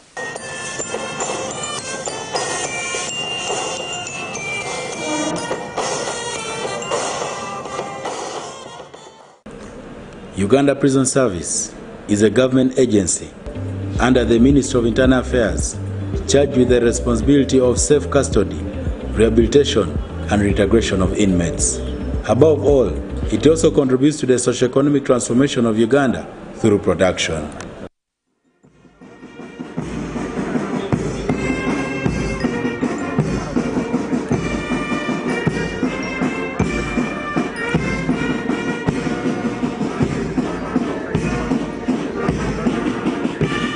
His Excellency General Yoweri Kaguta Museveni, the President of the Republic of Uganda and Commander-in-Chief of the Armed Forces, assigned Uganda Prison Service a task to produce food and animal feeds. This was a directive of July 2022 to Ministry of Agriculture, Animal Industry and Fisheries to allocate land to Uganda Prison Service for food production. The allocation totaled to 50,000 acres, in which 30,000 acres is maize grain, 10,000 acres soya beans, and 10,000 acres sorghum. Areas allocated to Uganda Prison Service include Aswa Farm in Pade District, northern part of Uganda.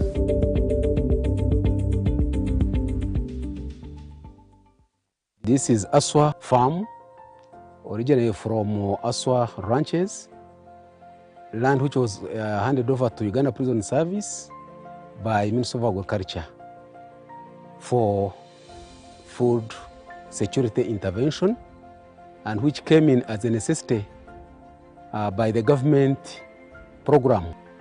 And this one arose out of the food scarcity that was happening in the country, and the government through MAI felt that we should produce food. And this intervention includes Uganda Prison Service. Bush clearing here started on the 10th of October 2022. And it is progressing on well. Apparently, we have covered acreage of 1,000 acres, which is being prepared so that by the beginning of first season 2023, we are able to plant our crops as per our target that has been given to us. We started off well, but our key challenge is about accessibility.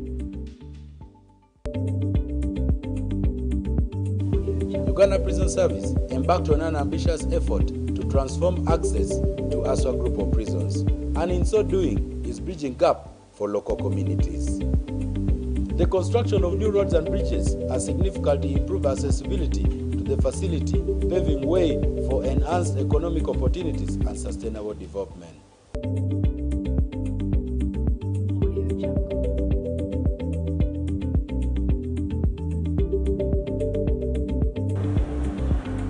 I am a farm manager as a technical person in this place.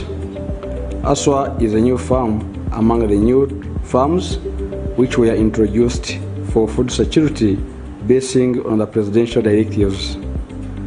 The farm is seated on a total acreage of 30,000 acres, majorly involved in maize grain production.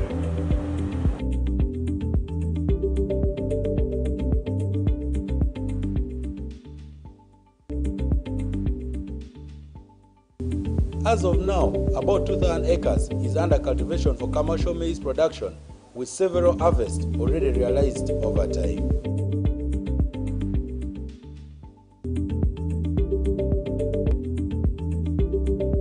It's projected that in the next 3 to 4 years, Uganda Prison Service is expected to complete the overall 30,000 acres through establishment of more prison facilities within an agricultural complex.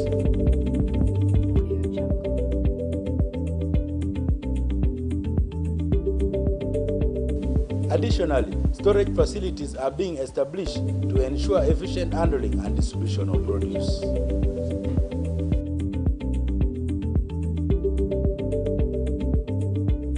We are happy that in the neighborhood of Rugole, we are putting a silo, which is going to be a bulk storage, and who produce from here can be evacuated and taken to Rugole.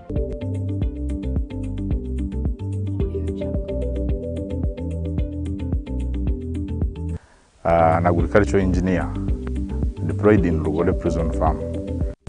And this is the silo project, which has a capacity of 3,000 metric tons. It is meant to help in improving the storage capacities and also improving on the post-harvest handling mechanisms.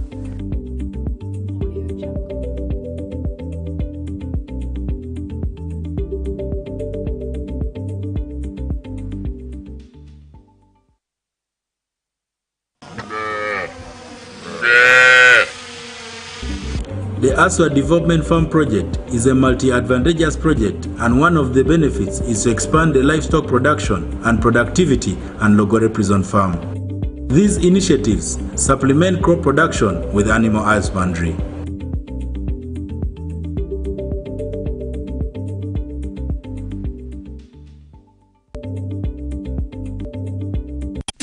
.3 Kampala, 96.9 Mbale, 95.7 Jinja, 98.6 Soroti. You are all covered. UBC Mtego.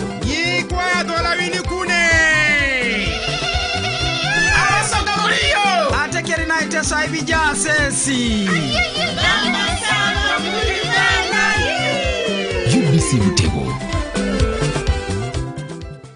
Live from UBC Studios in Kampala, this is Good Morning Uganda.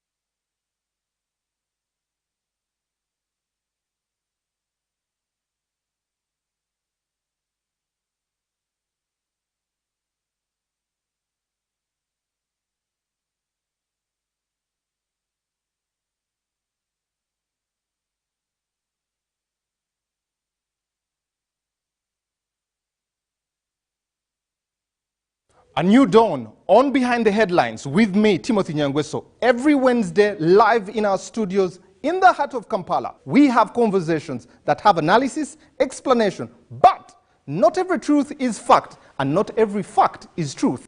Every Wednesday, 10 p.m. on your public broadcaster.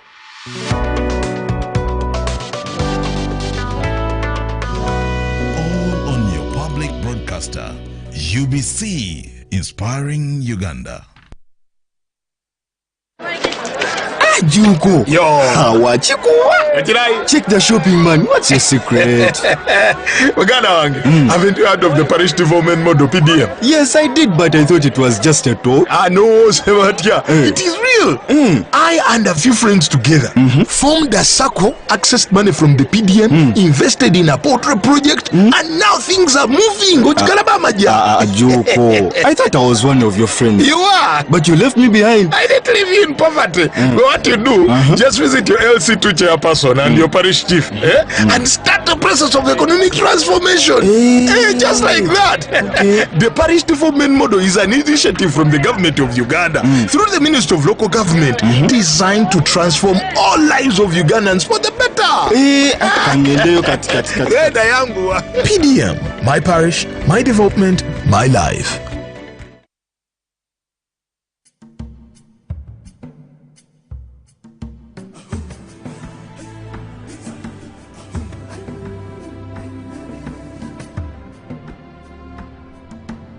Welcome to Good Morning Uganda, your go-to morning show to kickstart your day with all the latest updates. Let's dive deep into issues that matter most to you. In a world of stories waiting to be told, the headlines are your guide. Navigate the currents of news and knowledge with our daily updates of newspapers. Stay informed, stay empowered. From the roar of the crowd to the thunder of victory, witness the drama unfold with our sports updates. Whether on the field or in the stands, join us as we celebrate the spirit of champions. Rise with Good Morning Uganda, weekdays from 6:30 a.m.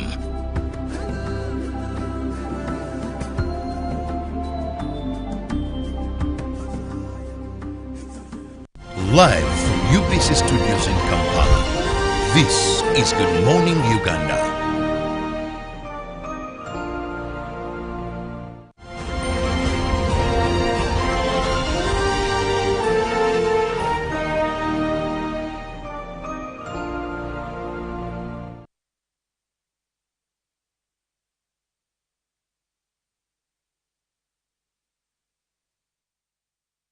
Should be Well, good morning, and once again, welcome to Good Morning Uganda. I'm Olive Monica Najuma. Now, the year has officially begun. We are out of the CADAP Summit, and of course, schools are about to reopen for the academic year 2025. But in that breath, we have to look at some of the success stories in the education sector. And today on Good Morning Uganda agenda, we get to have a conversation about Ebenezer schools. 30 years of education in Uganda. What have been their key achievements, and what do they aim to achieve in, let's say, the next 30 years to come? Because one thing I know about education is that it is like a wheel. It keeps going and going. And where it comes full circle are usually the success stories of the students that have gone through a certain education system or even a school. And today I will be having a conversation regarding the same old student at this now. I will start my conversation. Isaac Msubo. First of all, good morning, welcome. Good morning. Thank you very much for this opportunity to share about the journey and the success story of the Ebenezer schools. All right. I am glad to have you. Maybe if we could start with your experience. It's an amazing journey with Ebenezer. As one of the founding alumni, joining Ebenezer early in 1995, a few days after it had opened to the public. Experience.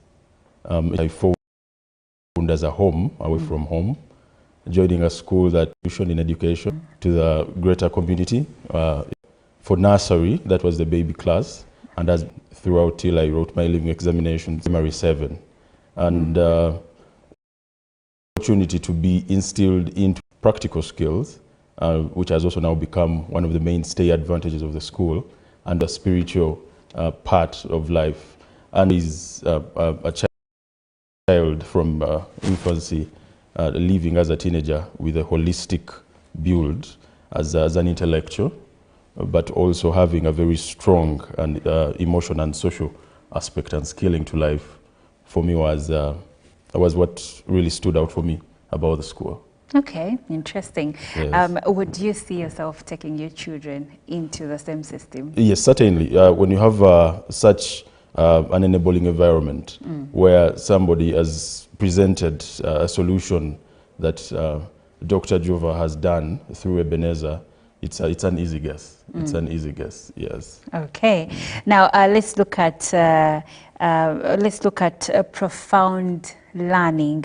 What is profound learning and its impact in Ebenezer schools? Many times, one of the advantages we get when we join such schools is you're taken through the 3 tiers of curriculum, the academic, the formal curriculum, where you get a honing of your cognitive and academic skills, but then there's also the co-curricular aspect of education, where now you get a lot of other practical skills that are now becoming a mainstay. Yes, and then the hidden curricula. As you interact with the school environment, your fellow pupils and now students, because Ebenezer has now opened up a secondary school space. You get a holistic and a profound education experience. It's also one of the best and most excelling schools in the Kampala region. It has costed within the top 10, I think, for over the last, I would say, 15 years. So personally, when I left, I was merited in admission to Namilyango. So it becomes a very good and solid foundation. And that's what somebody in Newton says, it's profound. Yes, because you're excelling academically, but you're also excelling in your other day-to-day experiences of life. Yes. And that's very important, because today when you look at most of the thriving schools, the main focus is academic success, which is important because grades are important, but at the end of the day, there is more to us than just what we learn in class. Okay, so looking at the other aspect of learning, for a parent maybe looking for a school right now for their child, what are some of those attributes that you would say they have a profound, let's say, music, dance and drama initiative, maybe in the sports? What exactly do they focus on? Because it's large, there is a lot. Thank you very much. One of the mantras at Ebenezer currently is the head, the heart, and the hands. And that has become very important for the school. You'd see that we've noticed, and when you look at the current demographic dividend and what people are calling the unemployment challenge, is because a lot of schools are focused entirely on the head. So academic skilling, grades, the UNEB scores, very important. But then there is the hands, and now that's where Ebenezer is becoming quite outstanding, where pupils and students are taken through practical skills, the culinary skills, the crafting. Doctor has opened up an apparel or a garment arm called the Bezalel, which makes its own uniforms. There's the gardening. Students are now able to make soap and chalk. So these look simple at the start for the student, but then they become very important skills when this child moves into the practical space, into the outside world, as they call it, because these are skills that can easily be translated into entrepreneurship. So she's really helping the community solve the unemployment burden, as they call it, because this child lives with a school, but also lives with a skill. And now it's up to them to see where they would prefer to tilt or to focus. So if I'm able to manufacture soap, this child can walk out and tomorrow they become an entrepreneur. They can open a culinary space and they go through life with their cooking skill. They're able to manufacture these things, they're able to craft. So the hand, the head, and the heart mantra has become very important. So now Ebenezer is bridging the knowledge space, yes, with the skilling part, and that is setting it apart. Yes. That's quite beautiful. Now let's talk about technology. Yes. Yes, because if we are now talking about the hand, the head, let's get into it, because you are a doctor, and I believe that even in your field, technology is taking shape over there, and you use it in different. What kind of doctor are you? I'm a medical doctor. Yes, you're a medical doctor. What is your specialty? I've now drifted into the public health space. Okay. Yes. All right. But anyway, the point I'm trying to drive is that technology has gone into every facet of our life, and of course it's very important in education. So how is Ebenezer adopting to this? No, I interacted with my first computer in life at Ebenezer. Yes. Nice. So doctor this was is in primary school. Yes, doctor was able to introduce us to a computer, and I think by primary 4 we had a computer lab. We started with about 15 sets of personal computer. It has now broadened, and you can find that every installation now has a computer lab. So a child, be it a pupil or a student, gets exposure and literacy to technology. Yes, right from school. I think from primary 4, these children are interacting actively, more actively with technology solutions, and they are able to adapt and transfer this knowledge and skills even when they become professionals like where we are, where we are being assisted and disrupted by technology in every space, yes. Okay. Well, we are speaking about impacting Uganda's education future, Uganda's education sector, but also looking at the future of education and also celebrating 30 years of being a player in Uganda's education sector, that is Ebenezer Schools, and the role they have played for 30 years. That's a whole person. And I'm joined by Dr. Jova Byarugaba Mwebaze, who is the founder. Good morning, ma'am, and welcome. Good morning. It's a pleasure to have you. Pleasure to be here too. Now, I am very happy about the work that you have done. One of your products is here. How does that make you feel, seeing that your work has paid off and you have people like him to actually speak to the effort that you have put in for 30 years? Yeah, it makes me feel fulfilled and proud. Yeah, and gives me energy to move on, even after 30 years. Even after 30 years. Yeah. And that's the goal, right? Yes. To continue going and impacting Uganda's education sector. That's right. Okay.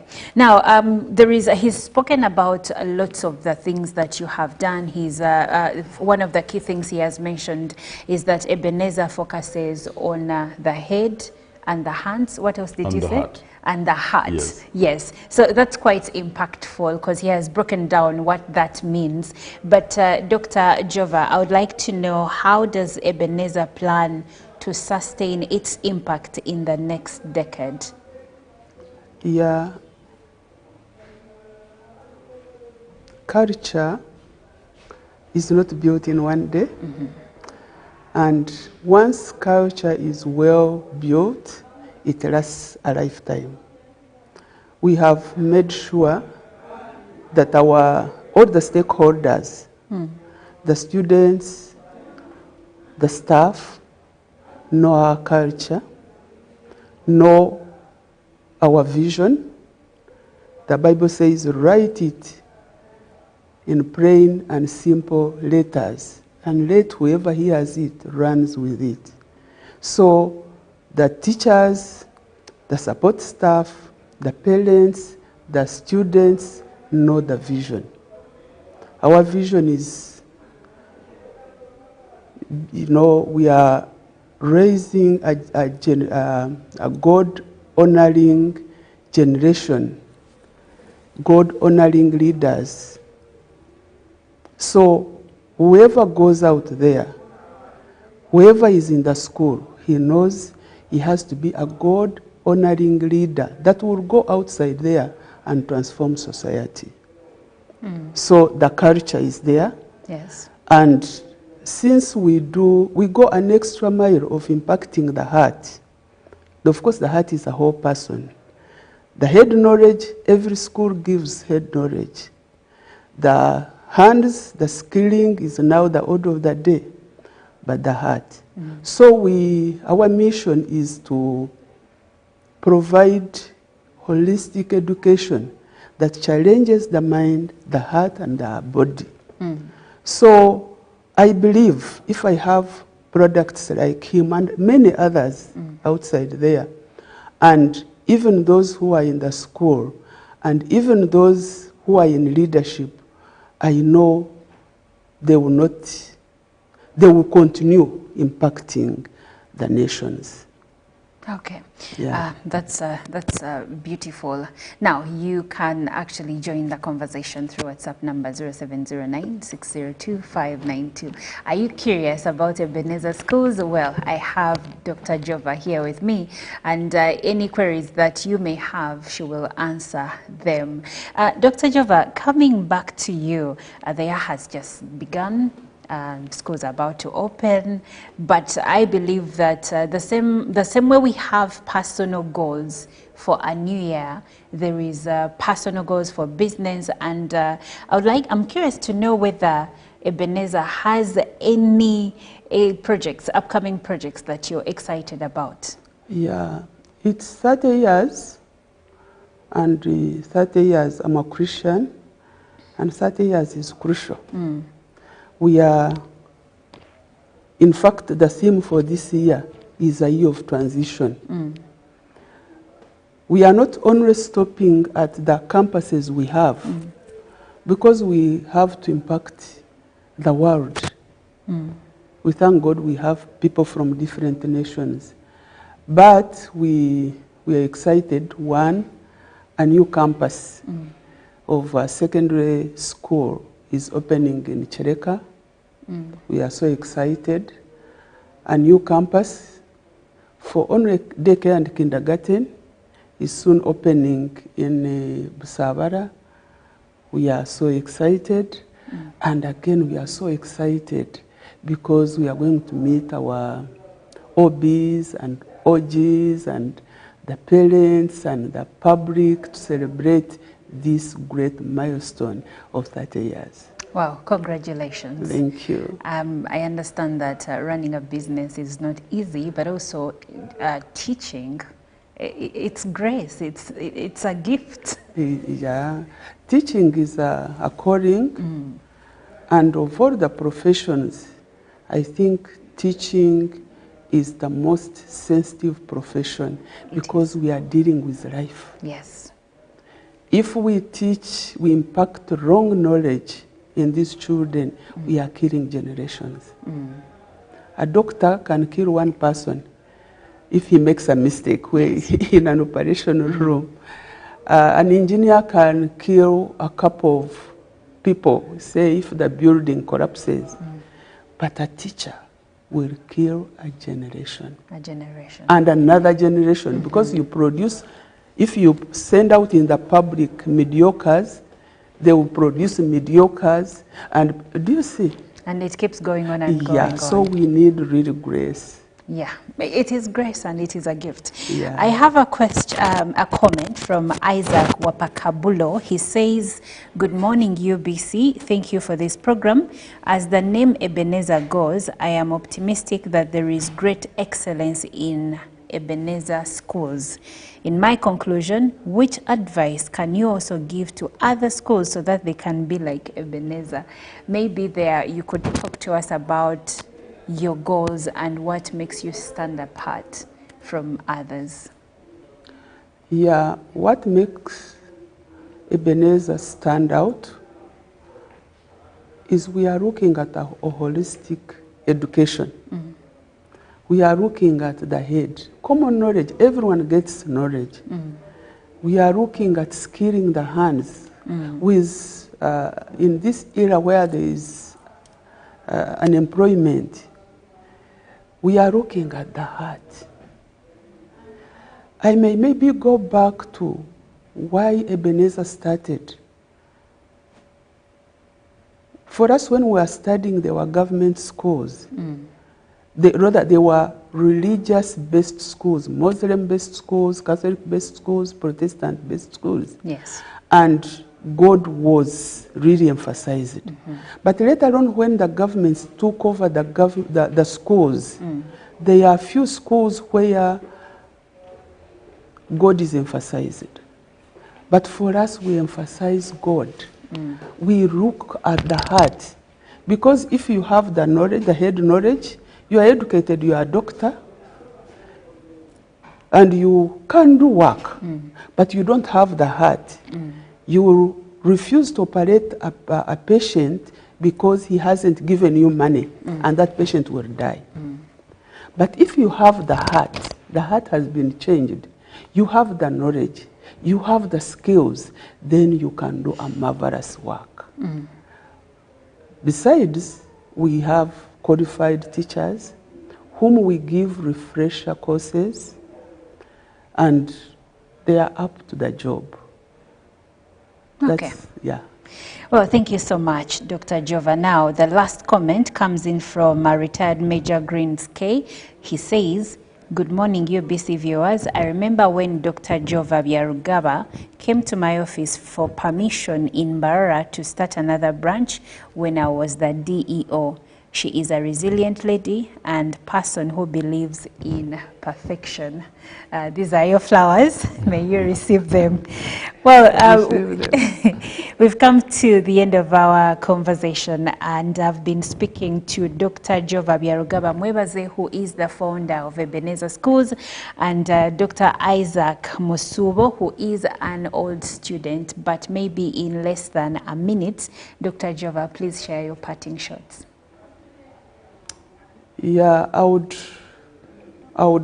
call upon the public out there that Ebenezer is the school to take your child, where you will get a whole child with head knowledge, with values, and with skills. So I welcome all of you. Bring your child to Ebenezer so that you get a wonderful hair. All right. Yeah. And Dr. Isaac, your parting remarks? In a minute, I would want in less than a minute. I want to thank UBC for this opportunity. My rallying call first to our parents and to the public generally is Ebenezer has proven that it's a sustainable solution. We've exceeded the Silver Jubilee. We're now at 30 years, impacting the community with products that are competitive, that are resilient, and are meaningful to society. So I know that we shall continue growing. We've been able to open up more campuses as a brand and move from cradle to legacy. To my fellow alumni, the OBs and OGs, this is there that we come together and fellowship and reflect on the contribution that Ebenezer has had on our lives and what we can also do and the same as ambassadors for this mighty school. All right. Thank you very much. Well, thank you so much, Dr. Isaac and Dr. Jova. Good Morning Uganda continues.